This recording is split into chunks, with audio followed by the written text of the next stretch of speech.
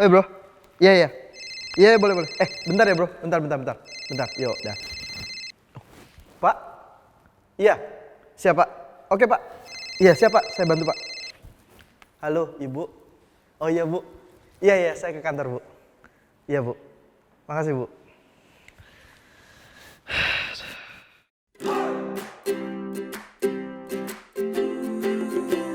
Halo semua, setelah kita belajar tentang basic investing, kemudian technical analysis, sekarang kita akan masuk ke mungkin topik yang agak berat sedikit, fundamental analysis.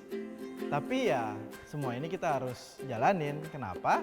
Supaya kita selalu bisa cuan. Oke, tentang fundamental analysis. Buat saya ada satu prinsip dasar atau filosofi dasar dalam fundamental analysis yang selalu harus kita gunakan untuk menjadi acuan kita dalam berinvestasi di saham. Salah satu prinsip dasar yang paling saya sering gunakan adalah top-down approach. Apa sih top-down approach?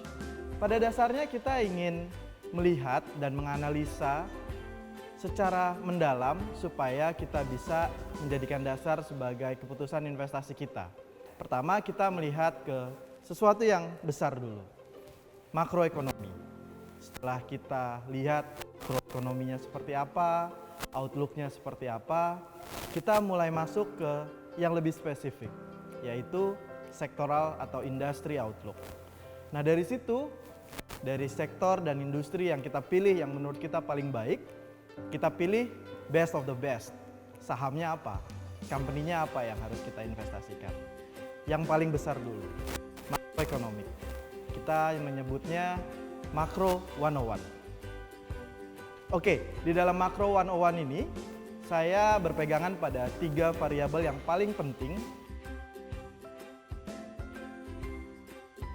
Oke, variabel yang pertama, GDP growth, pertumbuhan ekonomi. Kenapa GDP growth itu penting untuk kita lihat? Karena pada dasarnya GDP growth ujung-ujungnya akan mentranslasikan menjadi kinerja perusahaan, di mana kita akan berinvestasi nantinya di saham. Jadi sangat penting untuk kita tahu kira-kira pertumbuhan ekonominya akan seperti apa, baik dari global maupun di Indonesia. Variabel yang kedua, BI rate atau suku bunga. Ini juga penting untuk selalu kita perhatikan dan kita lihat. Memang rilisnya setiap bulan, tapi yang perlu kita lihat adalah trennya seperti apa. Nanti akan dijelaskan tentang apa yang terjadi ketika kondisi ekonomi sedang optimal, kemudian suku bunga dinaikkan. Bukan sesuatu yang jelek, memang itu harus dilakukan. Atau ketika kita sedang mau menghadapi resesi atau mengalami perlambatan ekonomi, BI akan merespon dengan penurunan suku bunga. Ini adalah sesuatu yang harus dilakukan pemerintah dan juga BI untuk menjaga kestabilitas pertumbuhan ekonomi kita. Variabel yang ketiga, ya yang ini agak lebih seru. Kenapa? Karena fluktuasinya begitu luar biasa. Nilai tukar rupiah atau exchange rate. Kenapa ini berpengaruh? Karena sedikit banyak pergerakan nilai tukar juga memberikan sentimen terhadap kinerja bursa saham kita atau bahkan bursa obligasi juga. Sebagai contoh, misalnya ada satu sektor yang spesifik, sektor semen. Sektor semen mempunyai komposisi biaya yang menggunakan US dollar sekitar 60%. Jadi kita bayangkan kalau misalnya rupiah melemah, otomatis beban produksi mereka atau beban biaya mereka akan semakin besar, sehingga kinerja keuangannya bisa menjadi lebih lambat. Tapi ya, sekali lagi exchange rate adalah sesuatu yang cukup fluktuatif dan biasanya itu dipengaruhi oleh kinerja ekspor impor kita. Itu yang paling penting. Tapi jangan khawatir.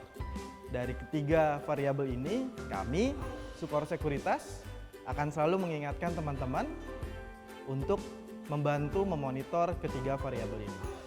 Jadi kita sama-sama bantu sehingga goals utama kita adalah cuan.